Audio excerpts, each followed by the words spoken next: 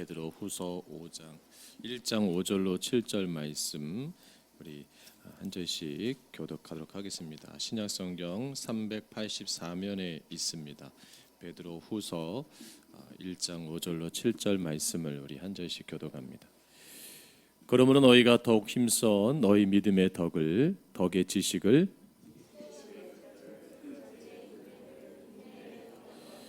같이 공독합니다. 경건의 형제의 우애를 형제의 우애에 사랑을 더하라. 아멘. 할렐루야.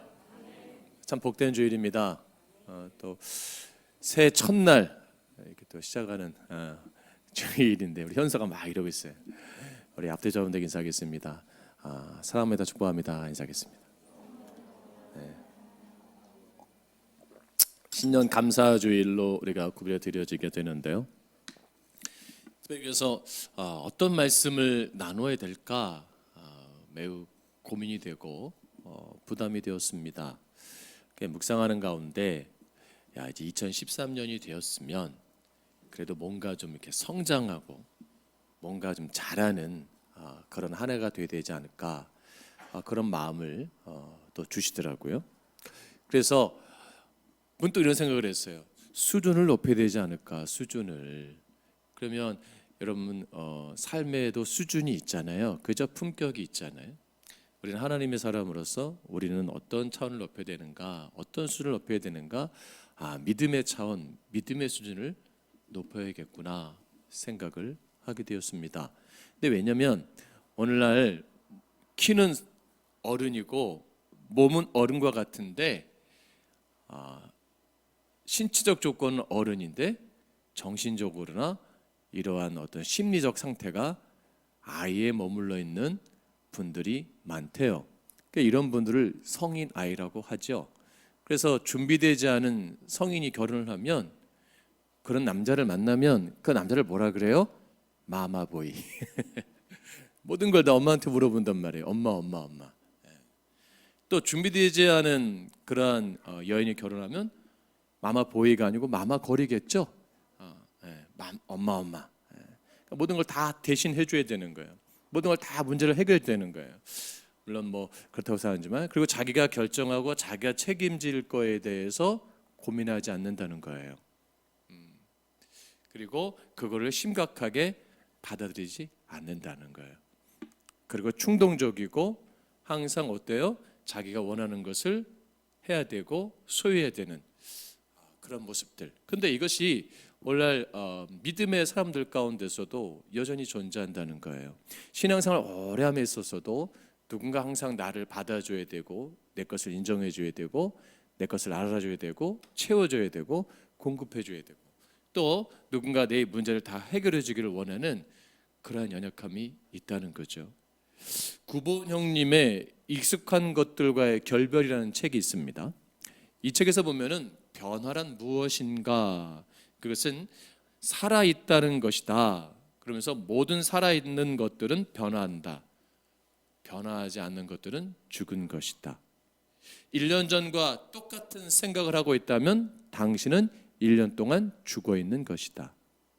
만일 어제와 똑같은 생각을 하고 있다면 지난 24시간은 당신에게 있어 죽은 시간이다라고 말하고 있어요. 여러분 1년 전과 지금 똑같은 생각을 갖고 있는 분들 계십니까? 그러면 1년 후에 내가 잘하지 않았으니까 내가 죽어 있다는 거예요. 아니면 어제와 지금 똑같은 생각을 하고 있다면 나는 24시간을 뭐예요? 죽어 있는 시간으로 보냈다라는 정의 있죠. 성경은 말씀합니다. 고린도전서 13장 11절에서 바울 사도는 이렇게 고백을 합니다. 내가 어렸을 때에는 말하는 것이 어린아이와 같고 깨닫는 것이 어린아이와 같고 생각하는 것이 어린아이와 같다가 장성한 사람이 되어서는 어린아이의 일을 버렸노라 라고 고백해요.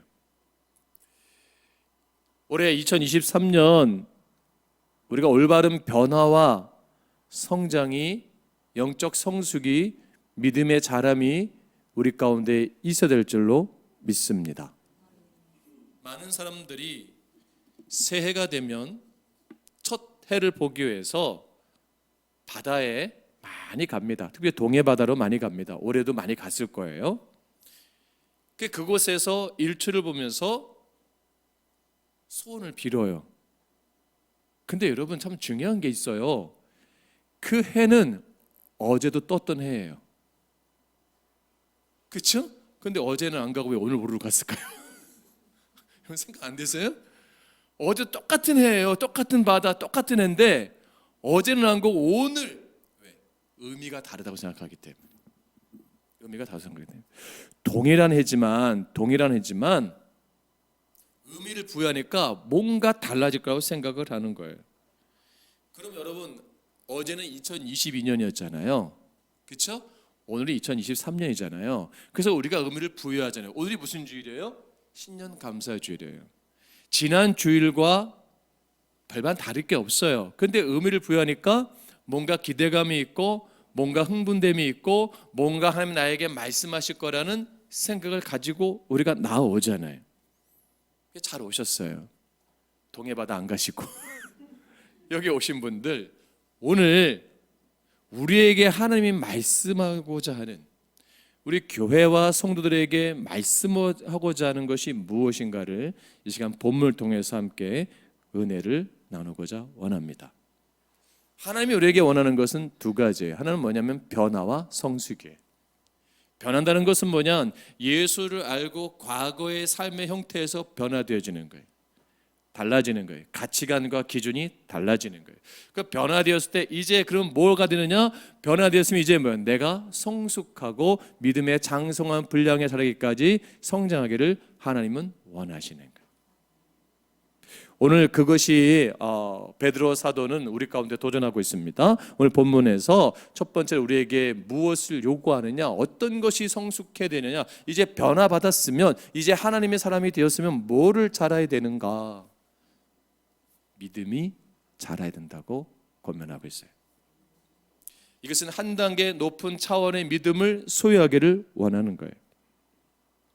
베드로 사도가 말하는 것은 진보의 믿음을 말씀하고 있습니다. 이 진보의 믿음은 뭐냐면 예수 그리스도의 십자가의 은혜로 말미암아 구원받은 믿음을 말하고 있는 거예요. 그러므로 예수 그리스도에 대한 믿음이 있어야 된다라고 고백하고 있는 거예요.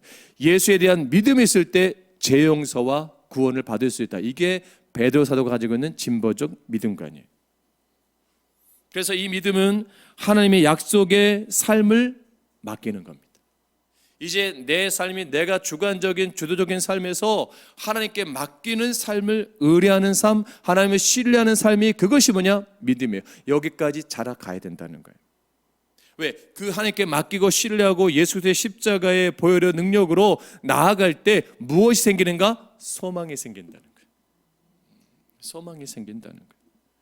절망의 반대말이 소망이잖아요. 여러분 작년 한 해 동안 우리가 절망 가운데 삶을 살았다면 올 한 해는 소망의 삶이 되기를 주님을 축복합니다.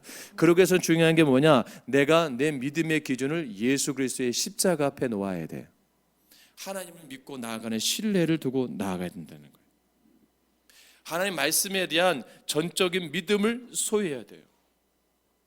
그 소유할 때 성령이 나와 함께 하셔서 내 인생을 주도하시고 이끌어 가시고 변화시키는데 역사하실 수 있기 때문이에요. 여러분 하나님께 맡기세요. 할렐루야. 여러분 어떤 분이 그러더라고요. 하나님께 맡기는 믿음은 아주 간단한 거라고. 뭡니까? 그랬더니 세가족 성공부에서 이렇게 말대요. 그 목사님이. 은행에 돈 맡기시죠? 예. 그거에 10분의 1만큼만 맡겨보세요. 참 재미난 표현 아니에요? 여러분 은행 불안하지 않으세요? 여러분 전혀 안 불안한가 봐요. 진짜 돈이 많은 분들은요 은행에도 못 맡긴대요. 자기 집에 금고에 맡기지. 혹시 은행이 부도가 나거나 뭐 잘못되거나 뭐 이렇게 사고가 나면 어떨까 불안해한대요. 사람은 그렇게 불안한데도 의지하고 믿는 거예요. 그 정도의 10분의 1만큼 하나님께 맡기면 내 삶이 자유로워지고 내 삶이 평안해진다는 거예요. 또한 베드로 사도는 어떤 차원을 높이길 원하느냐? 덕의 차원을 높이길 원해요. 헬라어로 이 아레테라는 말인데 이거는 남자를 뜻하는 아르레네술이란 말이에요. 그래서 미덕, 덕성, 명성, 칭찬, 신적 권능이나 기적의 표상을 말해요. 이 덕이라는 단어가 두 가지 의미를 가지고 있는데 첫째는 수행적 의미를 가지고 있고 두 번째는 용기를 가지고 있어요. 그래서 항상 어떤 행동을 할 때 내가 바른 행동을 선택할 수 있는 힘을 발휘하는 요소예요.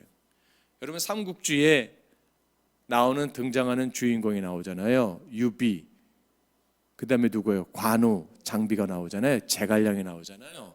근데 놀라운 거는요, 누가 대장이에요? 유비가 대장이에요. 유비 현덕이 대장이에요. 관우도 그 정도 안 돼요. 장비도 그 정도 안 돼요. 제갈량도 그 정도 돼요. 다 형님으로 모시고 주군으로 모셔요. 근데 싸움을 제일 못하는 사람이 누구예요? 유비예요. 제일 머리가 나쁜 사람이 유비예요. 그러니까 머리 나쁘니까 제갈량이 필요하고 싸움을 못하니까 관우가 필요하고 힘이 부족하니까 장비가 필요해요.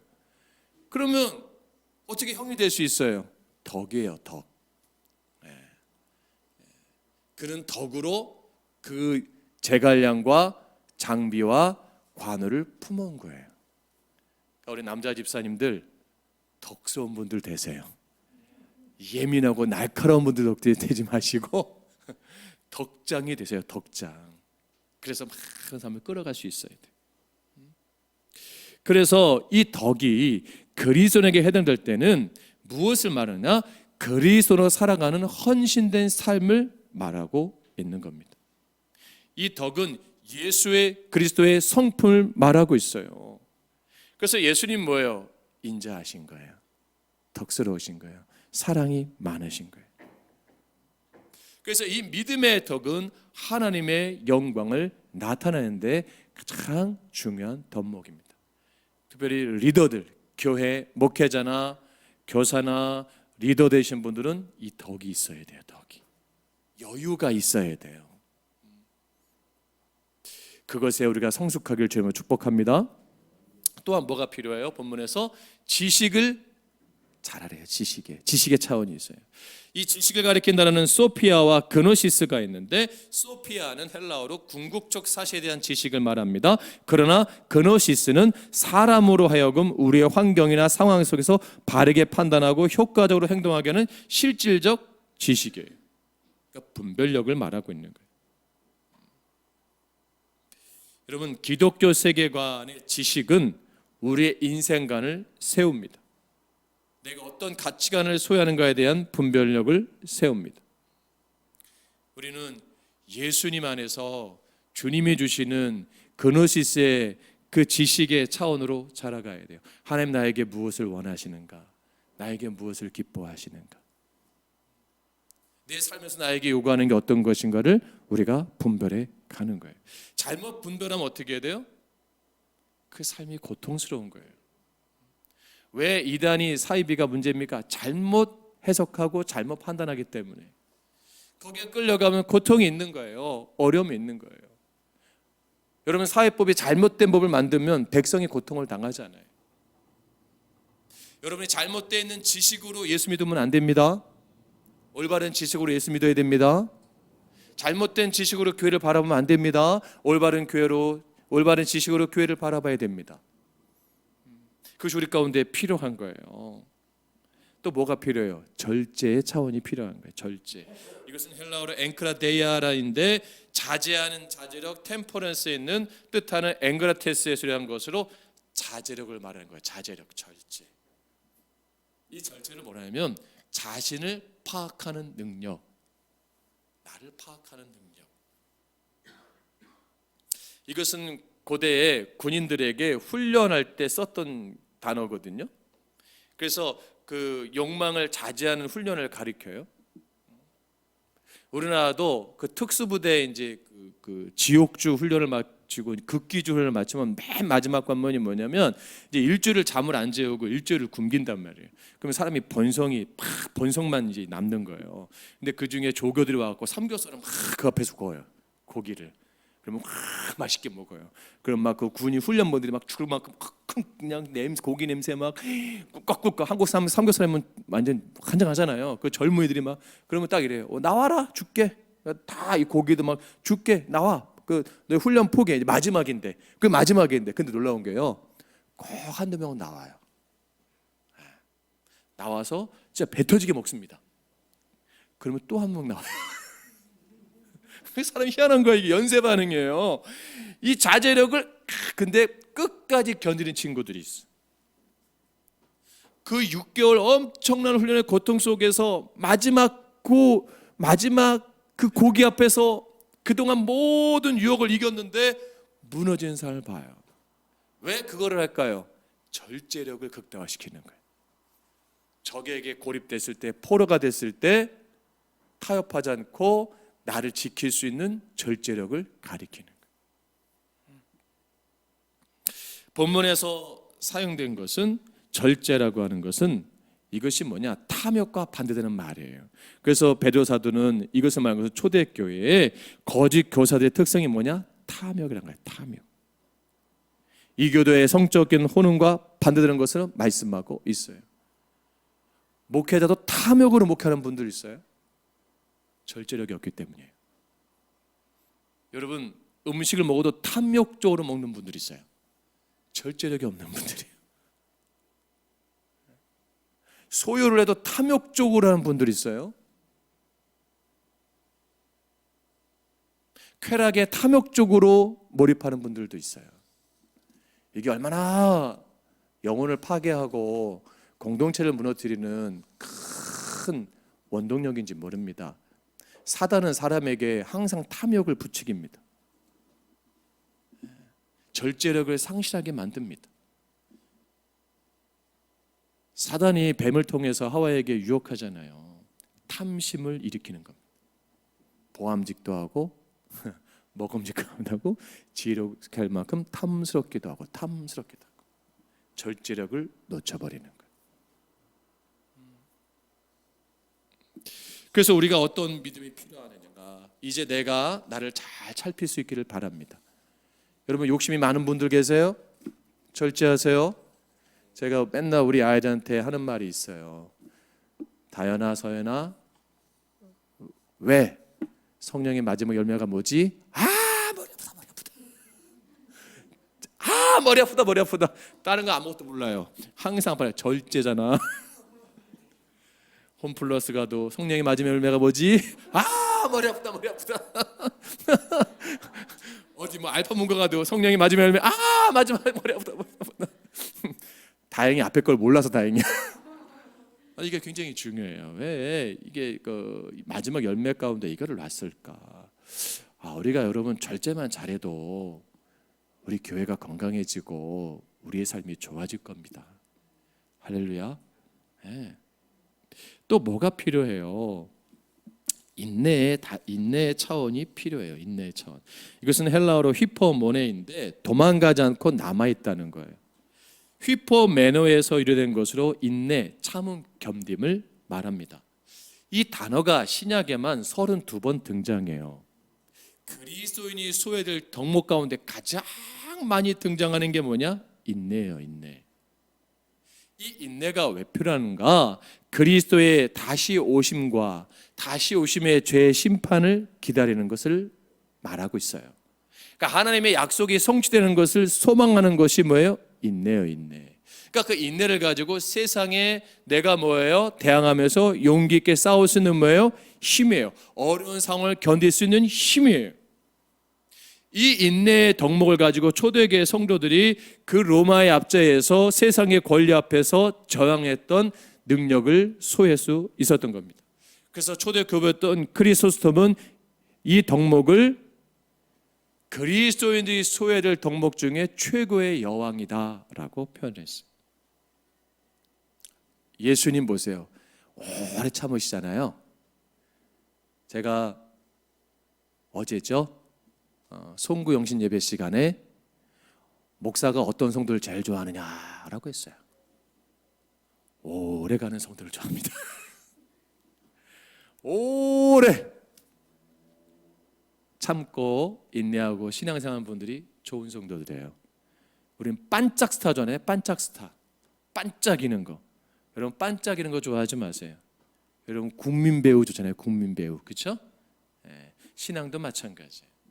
하나님 내가 화끈하게 믿고 싶습니다. 뭐 뭔가 한 방 내가 하게 해주세요. 그런 것도 너무 좋아하지 마세요. 한 방에 사라지더라고 그런 분들. 내가 부족하고 연약해도 내가 초라해도 조금 채워지지 않아도 하나님 끝까지 믿는 믿음의 인내의 경주를 잘 할 수 있는 신앙이 되길 원합니다. 기도하세요. 감정에 휘둘리지 말고 상황에 휘둘리지 말고 삶에 휘둘리지 말고 예수를 바라보고 내가 그것을 이겨갈 수 있는 힘을 키우기를 주님으로 축복합니다. 그 절제가 삶의 즐거움을 조절하는 것이 있다면 인내는 삶의 압박의 문제들과 관련되어 있어요. 그래서 인내는 뭐냐? 삶의 어려운 문제를 만났을 때 그거를 이길 수 있는 발판이 된다는 거예요. 발판, 디딤돌이 된다는 거예요. 여러분 2023년 어려움들이 있을 거예요. 아마 작년보다 더 힘든 상황이 내 앞에 놓여 있을 수도 있어요. 여러분 그래도 인내하세요. 할렐루야. 인내하시고 극복하세요. 그러면 하나님은 그 상황을, 환경을 역전시켜 주신다는 거예요. 그래서 보혜사가 우리 가운데 요구하는 게 그겁니다. 그리고 또 뭘 요구해요? 경건의 차원을 높여라. 경건의 차원을. 경건은 헬라어로 유세베스인데 잘, 좋게를 뜻하는 유와 경의를 표하다, 예배하다, 숭배하다 뜻하는 세보마이의 어간에서라는 것으로 경건한, 경외심이 강한 헌신적인 사람을 말해요. 헌신적인 사람이 뭐냐? 하나님의 형상을 닮아 사는 거예요. 원어적 의미를 보게 되면, 그러니까 인내를 통해서 경건을 배우게 되는데 하나님의 말씀을 몸에 익히고자 내가 견디면 참된 경건으로 이어지게 된다는 거예요. 그리고 하나님을 향해서 믿음 안에서 기다리는 신앙 가운데서 머무는 것이 아니라 하나님은 나에게 무엇을 원하신가 뜻하신 것을 알고 내가 행하고 순종하고 헌신하는 삶을 산다. 나 비록 초라하고 나 비록 연약해도 내가 하나님 앞에 드려지는 삶을 산다는 거죠. 경건한 삶을 추구하는 것은 우리가 봤을 때 비현실적으로 보여지는 거예요. 근데 내가 그것을 내 말씀 안에서 나를 깨닫고 깨달으면 그 말씀이 어떻게 해요? 실제적으로 현실화되는 거예요. 그게 믿음은 바라는 것들의 실상이에요. 보이지 않는 것들의 증거니. 할렐루야. 우리가 보이지 않는 현실 속에서 내가 경건의 차원을 올리면 올릴수록 그 비현실적인 믿음의 차원이 내 삶에 있어서 현실로 드러나게 될 줄로 믿습니다. 예수님 그거 말씀했어요. 병자들에게 뭐예요? 내가 낫고자 원하느냐? 예, 낫길 원합니다. 비현실적이에요. 근데 뭐라 그래요? 내 믿음대로 될지어다. 네 믿음이 뭐예요? 경건의 차원으로 올라가라는 거예요. 그것을 내가 훈련하면 그것이 보여진다는 거예요. 하나님의 뜻을 내 삶 속에서 실천하는 의지와 노력이 필요한 거예요. 안 된다고 하지 마세요. 불가능하다고 하지 마세요. 예수 이름에 능력이 있습니다. 능치 못함이 없는 거예요. 스티븐 코비의 성공한 사람들의 7가지 습관에서 이 세상에서 진정한 우수함이란 올바른 삶과 분리될 수 없다는 것을 인용하는 것을 볼 수 있어요. 여러분 당장 효과를 내주는 임시변통의 영향력, 행사기법, 권력, 혜택 정략 등 기술적인 것도 중요시하는 그런 성격 윤리가 성공하게 하는 것이라고 말하는 게 아니라는 거예요. 이게 뭐예요? 우리 안에 여러분 아프면 금방 몰핀 놔주고 진통 놔주면 이게 통증이 없으니까 다 난 것 같잖아요. 근데 얼마 와서 그 약이 소멸되면 뭐예요? 다시 아파요. 제가 팔꿈치 아파갖고 이 엘보가 아파가지고 병원 갔더니 골프 엘보래요. 골프채를 잡아본 적도 없는데 골프 엘보래니까 기분은 좋았어요. 의사가 나를 볼 때 골프를 잘 치시나 봐요. 그러면서 뭐 자기들 이렇게 친대 뭐 여기 힘주고 뭐 탕 칠 때 너무 힘줘서 그렇더라고. 바닥 칠 때 충격이어서 그렇더라고. 아니 뭐 쳐봤어야 알죠 제가. 근데 이 바깥쪽은 또 테니스 엘보래. 야 그래도 테니스보다 골프가 나왔구나. 그러니까 너무 아프니까 주사를 놔주더라고요. 주사를 다 움직여보세요. 이거 신기한 거예요. 하나도 안 아픈 거예요. 하나도 안 아픈 거예요. 그 의사가 라운지 나가서 살살 치세요 그러더라고. 근데 이게요, 6개월 되니까 진짜 다시 아파요. 다시 또 아프니까 또 가요. 또 맞아요. 괜찮네. 근데 병이 난 거예요, 안 난 거예요? 안 난 거예요. 그게 너무 아파서 우연찮게 큰 병원을 따라가서 가게 됐어요. 이게 봤더니 이게 뼈가 이렇게 쑥 들어가 있어요. 그러더니 큰일 납니다. 이 주사를 이렇게 누가 많이 놔줬냐고. 괴사당합니다. 이게 근육이 이게 큰일 나는 겁니다. 그거 계속 맞으면 안 되는 겁니다. 화가 나더라고. 그 주사를 놔준 선생님한테 화가 나더라고. 찾아가고 싶다고. 골프에서 기분 좋게 해놓고는 막 놔주고 내 팔은 잘못하면 이게 못 쓸 수도 있다는 거예요. 재활을 잘 해야지. 그래서 갔어요. 그 다음에 그랬더니 뭐라고 말하는 줄 아세요? 그거를 맞으면 6개월 동안 재활을 잘 하셔야죠. 이렇게 말하더라고요. 야, 막 쓰라는 게 아니에요. 재활을 잘해서 이게 안 아프게 하라는 거지. 아니, 저 나보고 살살 치라고 하는 때는 언제고.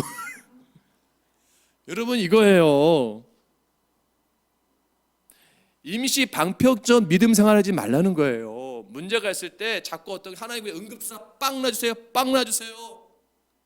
그러면 얼마는 효과가 있어요, 그렇죠?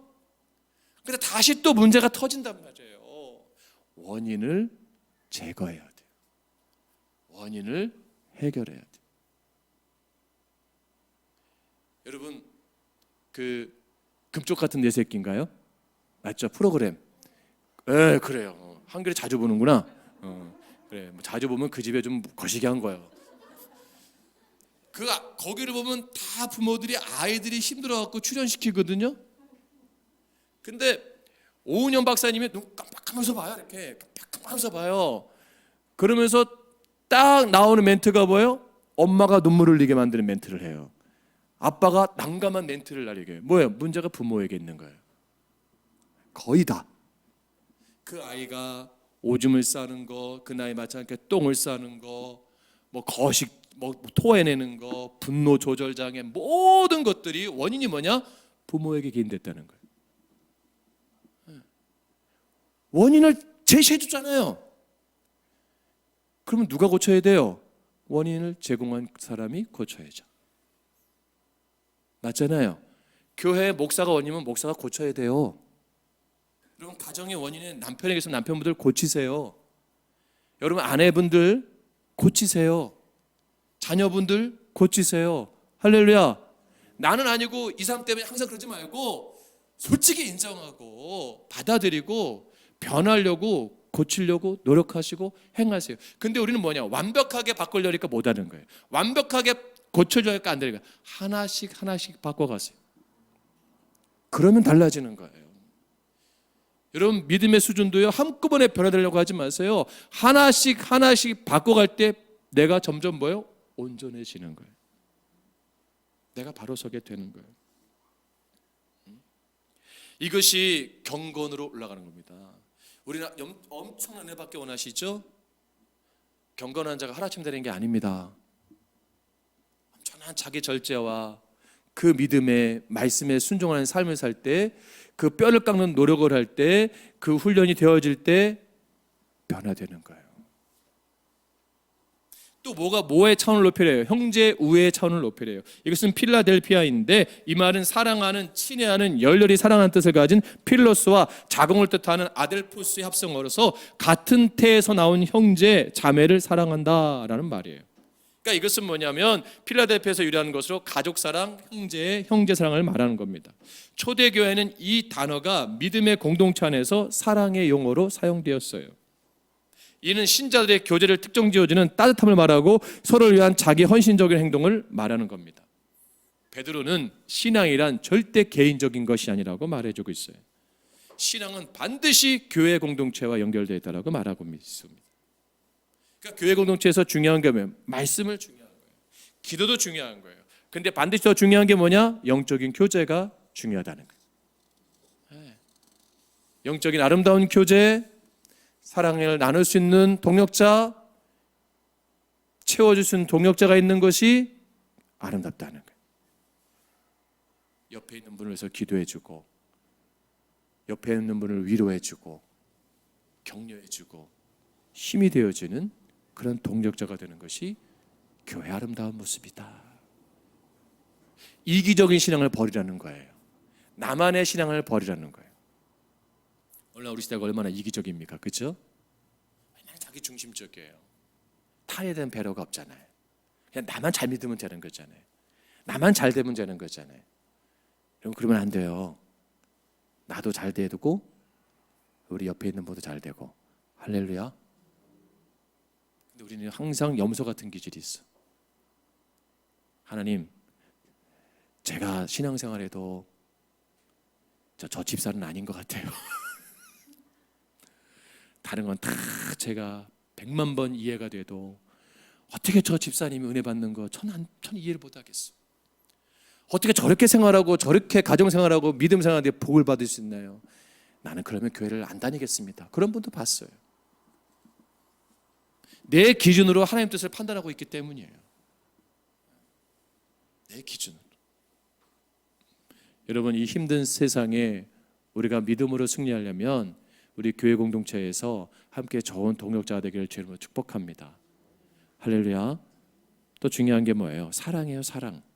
그럼에도 불구하고 사랑의 차원으로 성장해야 돼요. 이것은 아가페인데 아가파오에스라는 것으로 체리티라는 사랑을 말합니다. 체리티. 이것은 배타적인 형제 우애에서 무한적이고 깊이 있는 사랑.